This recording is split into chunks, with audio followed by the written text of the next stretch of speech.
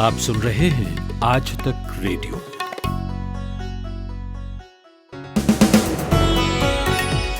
आज तक रेडियो पर ये 9 सितंबर का दिन भर है। मैं हूं अमन गुप्ता। सीमा पर हालात सुधारने के लिए सैन्य वार्ता चल रही है। राजनीतिक स्तर पर वार्ता अलग हो रही है। नतीजा शून्य है। अभी क्या स्थिति है ग्राउंड जीरो पर, आपको वहीं से हमारे संवाददाता बताएंगे। देश में दागी नेताओं की संख्या लगातार बढ़ती जा रही है। सुप्रीम कोर्ट को हाई कोर्ट से ये जानकारी मिली है कि देश भर में 4,442 नेताओं पर क्रिमिनल केस चल रहे हैं। कौन से राज्य हैं इसमें आगे और इन पर जल्द सुनवाई के लिए क्या सुझाव है? मैन पावर ग्रुप के एक सर्वे में ये बात सामने आई है कि सिर्फ 3% कंपनियां ही ऐसी हैं जिन्होंने ये कहा है कि आने वाले समय में वे नौकरियां निकालेंगी। अब इस बीच बाजार में नौकरी की तलाश में आ रहे नए लोगों का क्या होगा? ये कितनी बड़ी चुनौती बनकर उभरेगा? कितना वक्त लगेगा सब पटरी पर आने में? इस पर भी बात करेंगे, लेकिन उससे पहले सुनिए हेडलाइंस प्रतीक वाघमारे से।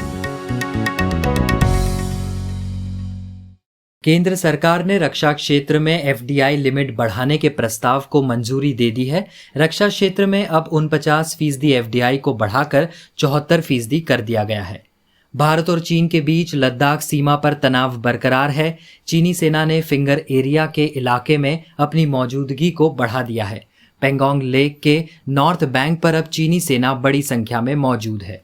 आईसीएमआर ने बताया कि प्लाज्मा थेरेपी हल्के से गंभीर लक्षण वाले कोरोना वायरस के मरीजों में मरने के खतरे को किसी तरह कम नहीं करती है और गंभीर मामलों में मौत का खतरा बना रहता है। इसके अलावा ये थेरेपी इन्फेक्शन को भी बढ़ने से नहीं रोकती। कोरोना वायरस संकट के बीच 14 सितंबर से संसद का मॉनसून सत्र शुरू हो रहा है।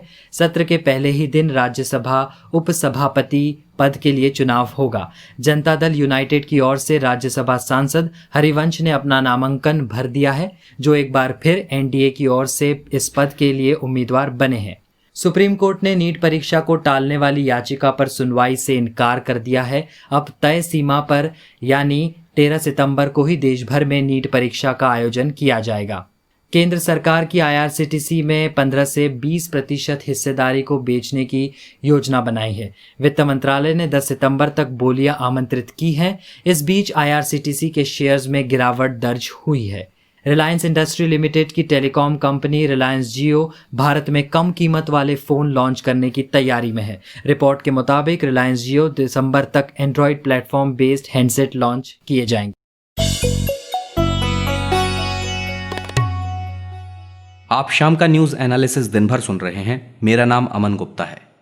चीन के साथ विवाद शांति से सुलझ जाए, इसकी हर कोशिश की जा रही है, लेकिन चीन की विस्तारवादी मंशा के आगे सब बेमतलब हो रहा है।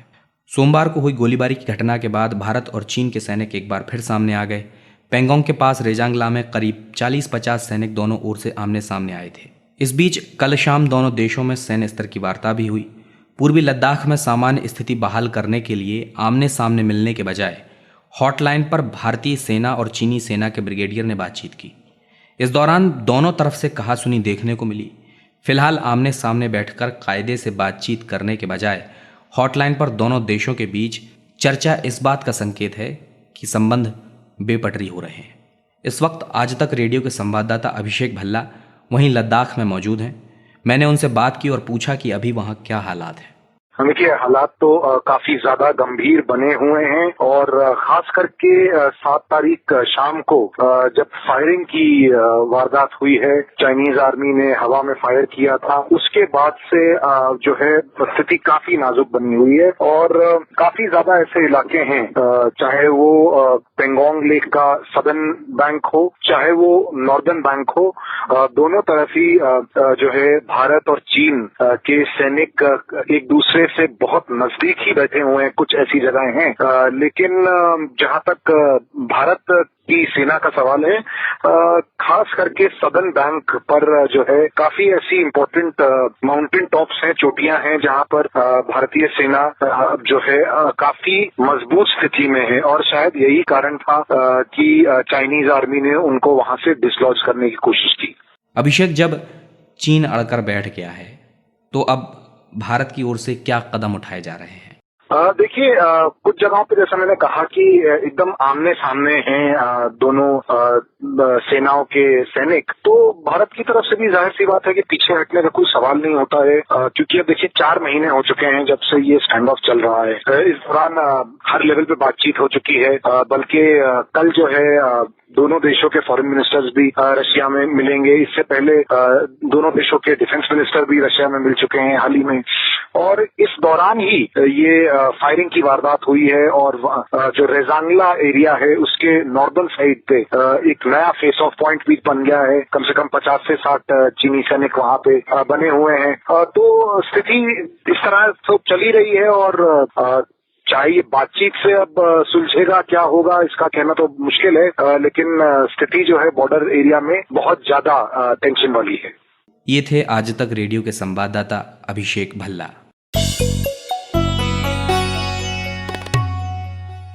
देश की सियासत में राजनेताओं और अपराध का चोली दामन का साथ रहा है। देश में ऐसी कोई भी राजनीतिक पार्टी नहीं है जो पूरी तरह अपराध मुक्त छवि की हो, यानी उनके किसी भी एक नेता पर अपराध के मामले दर्ज ना हो। राजनीति में अपराधीकरण के मामले पर सुप्रीम कोर्ट ने बीते साल ही अपने एक फैसले में दागी सांसदों और विधायकों को अयोग्य ठहराने से इनकार कर दिया था, मगर कोर्ट ने यह स्पष्ट कहा था कि अब संसद के भीतर कानून बनाना इसकी ज़रूरत है और देश तत्परता से संसद द्वारा कानून बनाने का इंतजार कर रहा है। कोर्ट ये भी कह चुकी है कि सभी राजनीतिक दलों में जो आपराधिक छवि के लोग चुनाव लड़ रहे हैं उनकी जानकारी वेबसाइटों और इलेक्ट्रॉनिक व प्रिंट मीडिया दोनों में सार्वजनिक की जाए। लेकिन फिर भी संसद और विधानसभाओं में दागी विधायकों और सांसदों की भरमार है। न्याय मित्र की भूमिका निभा रहे वरिष्ठ अधिवक्ता विजय हंसारिया ने एक रिपोर्ट सुप्रीम कोर्ट को सौंपी है। इसमें सभी उच्च न्यायालयों से प्राप्त डेटा के आधार पर बताया गया है कि देश में कितने नेता ऐसे हैं जिन पर आपराधिक मामले चल रहे हैं। इस रिपोर्ट का विस्तृत अध्ययन करके हमारी इंडिया टुडे की साथी अनीशा माथुर ने एक खबर छापी है। मैंने उनसे बात की और पूछा कि इस रिपोर्ट में दिए आंकड़े क्या कहते हैं। देखिए अमन, अगर हम डेटा के लेके बात करें तो सबसे पहली बात यह है कि जब ये केस सुप्रीम कोर्ट ने देखना शुरू किया था 2011 में, तब 1581 यानी 1581 केसेस टोटल हिंदुस्तान में थे एमएलए एमपी के खिलाफ जो चल रहे थे। इस वक्त जो डेटा है दैट सेज 4442 यानी 4442 केसेस एमपी एमएलए सिटिंग वालों के खिलाफ है, और जिसमें 413 ऐसे केसेस हैं जो लाइफ इम्प्रिजनमेंट तक की जिनमें सजा है, और 174 केसेस ऐसे हैं जिसमें सिटिंग एमपी एमएलए अक्यूज्ड हैं।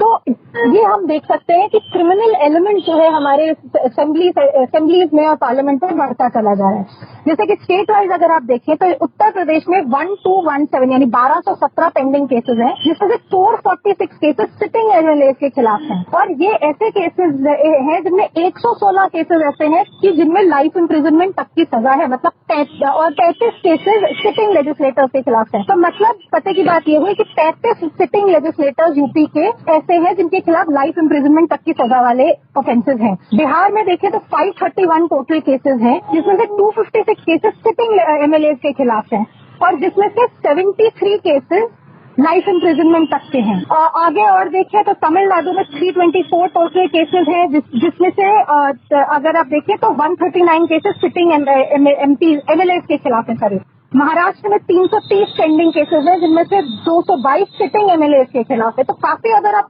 डेटा को देखें तो काफी चौंकाने वाला डेटा है कि भाई ये आखिर हो क्या रहा है कि सभी स्टेट्स में, इतनी सारी स्टेट्स में इतने सारे ऐसे केसेस हैं। और जो स्पेशल कोर्ट्स भी बनी है वो इस हिसाब से बनी है कि किस स्टेट में कितने केसेस हैं। लेकिन अगर आप वेस्ट बंगाल को देखें 131 टोटल पेंडिंग केसेस हैं, और एक सिंगल स्पेशल कोर्ट बनाई गई है नॉर्थ परगनाज में। आंध्र प्रदेश में देखें तो भी 106 केसेस है, एक ही कोर्ट बनाई गई है। तो इस हिसाब से केसेस बहुत सारे हैं, कोर्ट्स थोड़ा कम है, इसलिए डिले भी बार बार होता ही जा रहा है। अनीशा, सुप्रीम कोर्ट लगातार कहता चला आया है कि फास्ट ट्रैक कोर्ट बनाई जाए, ऐसे जो भी मामले हैं उनको निपटाया जाए। क्या इस बार भी रिपोर्ट या सुप्रीम कोर्ट ने जल्द निपटारे के लिए कुछ सुझाव दिए हैं? जी अमन, ये देखिए जैसे मैंने कहा है 2011 से केस चल रहा है। 2018 में भी ऑर्डर पास हुआ था कि आप जल्द से जल्द फास्ट ट्रैक कोर्ट्स हर स्टेट में बनाइए। उस वक्त सिर्फ 12 स्पेशल कोर्ट्स का ऑर्डर हुआ था 2018 में। इस वक्त जो है काफी सारे स्टेट्स ने अपनी स्पेशल कोर्ट्स बना ली है। इनफैक्ट यूपी में 62 स्पेशल कोर्ट्स डेजिग्नेट हुई हैं, बिहार में कई सारी स्पेशल कोर्ट्स। हर स्टेट में केसेस जितने हैं उसके हिसाब से स्पेशल कोर्ट्स बनाई गई हैं। लेकिन असली प्रॉब्लम यहाँ पर ये है कि जो स्पेशल कोर्ट्स है उनको डायरेक्शंस देने के लिए हंसारिया साहब ने थोड़ा अपना सजेशन दिए है कि वो इन केसेस को थोड़ा प्रायोरिटी दे, खास तौर से जिन केसेस में डेथ या लाइफ इम्प्रिजनमेंट के ऑफेंसेस हैं या फिर 7 साल से ज्यादा के बेसिकली जो हीनस केसेस है उनको थोड़ा और प्रायोरिटी दी जाए। सिटिंग लेजिस्लेटर्स के केसेस को पुराने लेजिस्लेटर्स से ज्यादा प्रायोरिटी दी जाए ताकि जो बैठा है सीट पर उसका केस जल्द से जल्द निपट सके। लैब्स को आप प्रायोरिटी दीजिए, SHOs वगैरह को सबको बताइए कि विटनेसेस को जल्द से जल्द समन किया जाए, क्योंकि एक बात इन्होंने ये भी कही है कि विटनेस प्रोटेक्शन इस केस में बहुत बहुत जरूरी है। और बहुत सारे ऐसे केसेस है जो विटनेस समनिंग पे या सर्विस और समन्स पे ही अटके हुए हैं। तो उस चीज को एक्सपेडाइट करने के लिए कोर्ट को सजेशन दिया है कि आप ऑर्डर पास कीजिए ताकि जो ये कागज नहीं पहुंचा या विटनेस नहीं पहुंचा पे केस लटक जाता है और तारीखें दे दी जाती हैं, वो ना हो। एक ये भी कहा गया कि हाई कोर्ट को आप डायरेक्शन दीजिए कि वो मॉनिटरिंग करें कि किस तरह से हो रहा है, क्या हो रहा है। कोई अमाइकस अपॉइंट कीजिए, पुलिस वालों को डायरेक्शन दीजिए कि आप रेगुलर रिपोर्ट दीजिए हाईकोर्ट को कि कितने केसेस में क्या हुआ, डेट क्यों पड़ी अगर पड़ी तो। एक बात ये भी है कि बहुत सारे केसेस को हाई कोर्ट से स्टे मिला हुआ है, जैसे MLA जाते हैं, स्टे लेके आ जाते हैं, केस लटका रह जाता है सालों साल। उस पर भी हंसारिया साहब का सजेशन यही है कि जब सुप्रीम कोर्ट का ऑर्डर है कि स्टे जो है वो किसी ड्यूरेशन का, किसी मोहलत का होना चाहिए, आप इंडेफिनेट स्टे नहीं कर सकते। तो या तो सुप्रीम कोर्ट से ट्रायल कोर्ट को डायरेक्शन जाए कि आप स्टे को भूल जाइए और ट्रायल को शुरू कीजिए, या फिर हाई कोर्ट्स को ऑर्डर दिया जाए कि आप रजिस्ट्रार जनरल के थ्रू रिपोर्ट्स मंगवाइए कि कितना लंबा स्टे हो गया, क्या हो गया, और ये केसेस जो उन केसेस की अर्जेंट हियरिंग के लिए ऑर्डर दीजिए। तो काफी सारे सजेशन है, अब देखते हैं सुप्रीम कोर्ट इन सजेशन का क्या करती है। ये थी इंडिया टुडे में स्पेशल करस्पॉन्डेंट अनीशा माथुर। कमाते हैं लेकिन बचा नहीं पाते, बचाते हैं तो उससे कमा नहीं पाते। शेयर की चाल, निवेश का हाल, बाजार का तमाशा, इकोनॉमी की भाषा, बॉन्ड, बीमा, सोना, चांदी, सबकी होती है बात। बचाते रहो नारे के साथ। हर शनिवार मैं यानी नितिन ठाकुर आपकी मुलाकात कराऊंगा आपके मनी मैनेजर से। भारत में इस समय बेरोजगारी चरम पर है। कोरोना के पहले भी नौकरी नहीं थी और कोरोना के बाद मिलना तो दूर, जिनके पास थी उनकी भी छिन गई। देश में बेरोजगारी चरम पर पहुंच गई है। बीती 5 तारीख को बेरोजगार और छात्रों ने 5 बजे 5 मिनट के लिए थाली बजाकर प्रदर्शन किया।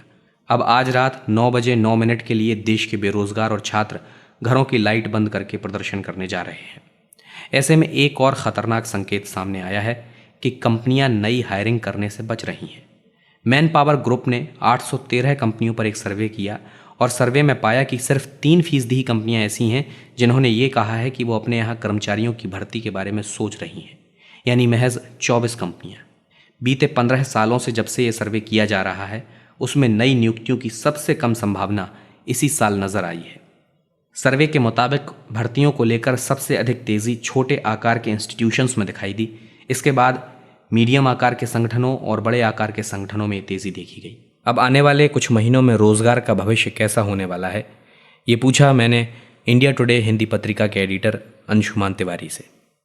इस तरीके के सर्वे हमने लॉकडाउन के दौरान लगातार देखे हैं और मैन पावर आउटलुक का ये सर्वे कई मायनों में लॉकडाउन खुलने के 2-3 महीने बाद की परिस्थिति को का संकेत देता है। इससे 2 महत्वपूर्ण चीजें समझ में आती हैं। पहला तो ये कि लॉकडाउन खुलने के बाद गतिविधियों को जिस तरह से वापस लौटना था या औद्योगिक उत्पादक या कारोबारी गतिविधियां जितनी बेहतर होनी चाहिए थी उतनी बेहतर नहीं हो सकी हैं, पहली चीज। और दूसरी चीज ये है कि कंपनियां अब अगले 1 साल या 1.5 साल के परिदृश्य को ध्यान में रखते हुए अपने मैन पावर की योजना बना रही हैं।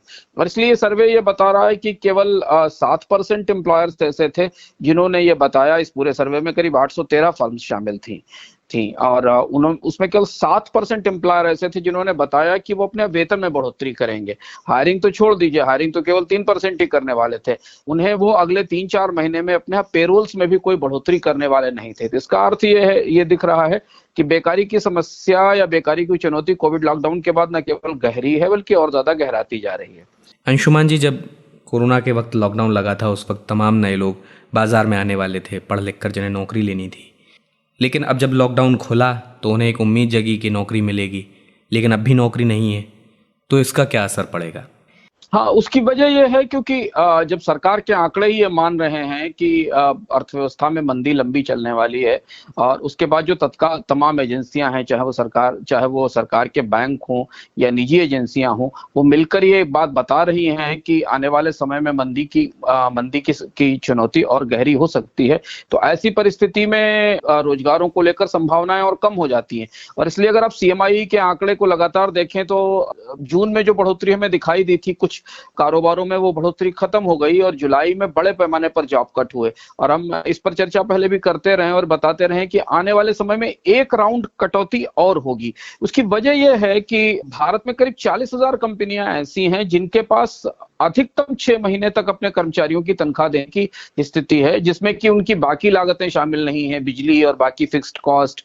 और अगर वो किराए के प्रीमाइसेस में या किराए की जमीन पर काम कर रही हैं तो उससे अलग है।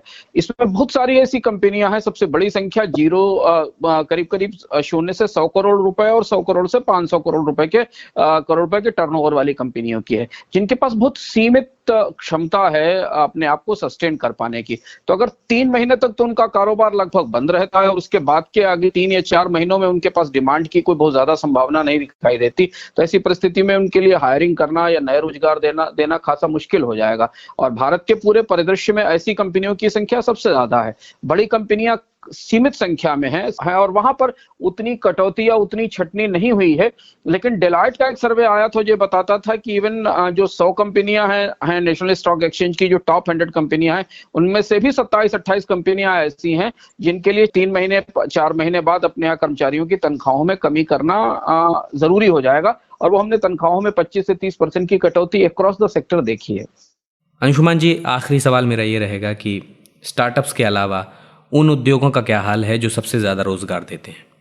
देखिए, सबसे ज्यादा नौकरियां देने वाली कंपनियां स्टार्टअप्स नहीं है सर। सबसे ज्यादा नौकरी देने वाला क्षेत्र है भारत में कंस्ट्रक्शन सेक्टर, जहां सबसे ज्यादा काम मिलता है और वहां पर हर स्तर का काम मिलता है। अनस्किल्ड लोग पर्सन को भी, जो गांव से बिल्कुल एक अकुशल मजदूर आता है, उसको भी काम मिल जाता है। और उसमें इंजीनियर के लिए भी काम है, उसमें इलेक्ट्रीशियन और स्किल्ड प्लम्बर के लिए भी काम है, और उसमें फिनेंसर के लिए भी काम है, और उसमें बैंकर के लिए भी काम है। क्योंकि कंस्ट्रक्शन सेक्टर के साथ जुड़ी हुई बहुत सारी गतिविधियां होती हैं। वो भारत में रोजगारों का दूसरा सबसे बड़ा स्रोत है, खेती के बाद जो पूरी तरह ठप है वो कोविड लॉकडाउन से पहले से ही बंद हो चुका था, क्योंकि 2014 के बाद से ही उसमें मंदी आ गई थी, तो वहां बड़े पैमाने पर जॉब्स नहीं आते। इसके बाद जो दूसरा बड़ा सेक्टर है वो बैंकिंग फाइनेंशियल सर्विसेज का सेक्टर है, जहां चूंकि कर्ज की मांग नहीं है, नई खरीद नहीं हो रही है, एनबीएफसी के लिए चैलेंज है सर्वाइवल के लिए, तो वहां नौकरियों की संभावना नहीं है। स्टार्टअप या स्टार्टअप से जुड़ा हुआ जो रिटेल का सेक्टर है, वहां थोड़ी संभावनाएं बनती दिखाई देती हैं शहरी इलाकों में, जहां पर रिटेल ग्रो कर रहा है। लेकिन चूंकि वहां पर पहले से ही बहुत सारे जॉब्स थे जो कट हो गए हैं, डिमांड कम हो गई है, इसलिए अभी अब कोई ऐसा सेक्टर नहीं दिखता है जहां से अचानक बड़े पैमाने पर नौकरियां या रोजगार निकल कर आ सकें। कि जो रोजगार के इंजन जो क्षेत्र थे वो मंदी का भी शिकार हैं और लॉकडाउन ने उन्हीं को सबसे ज्यादा प्रभावित भी किया है, क्योंकि भारतीय अर्थव्यवस्था में सबसे बड़ा हिस्सा सर्विसेज सेक्टर का है और वो सर्विसेज सेक्टर ही लॉकडाउन से सबसे ज्यादा प्रभावित भी हुआ है। ये थे इंडिया टुडे हिंदी पत्रिका में एडिटर अंशुमान तिवारी। और चलते चलते एक बार फिर सुनिए हेडलाइंस प्रतीक वाघमारे से।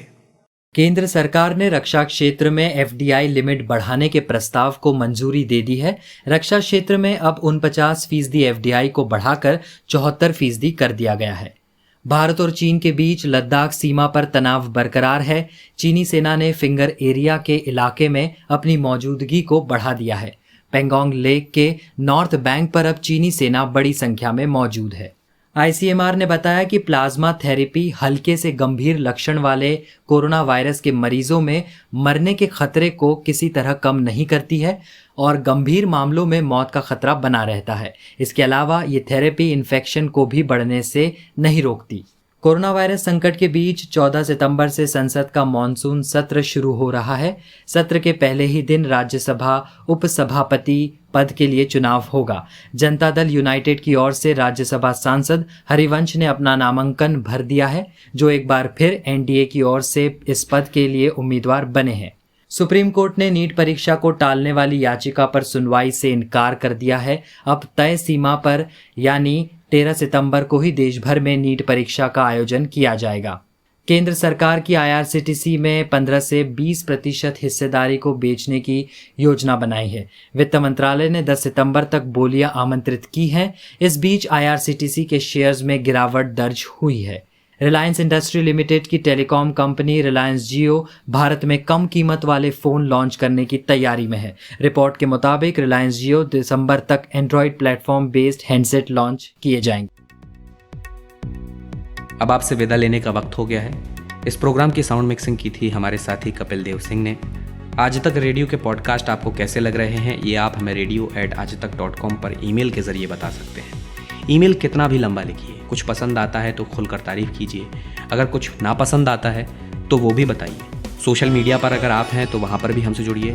फेसबुक, इंस्टाग्राम, यूट्यूब, ट्विटर, सब जगह हम आज तक रेडियो के नाम से मौजूद हैं। बस सर्च बार में आपको टाइप करना है आज तक रेडियो और हम आपको मिल जाएंगे। टेलीग्राम पर भी हम आ चुके हैं, वहाँ हमारा ग्रुप है, उस ग्रुप में जुड़िए, वहाँ आपको हर पॉडकास्ट की लिंक मिल जाएगी। अब अमन गुप्ता को इजाज़त दीजिए। नमस्कार।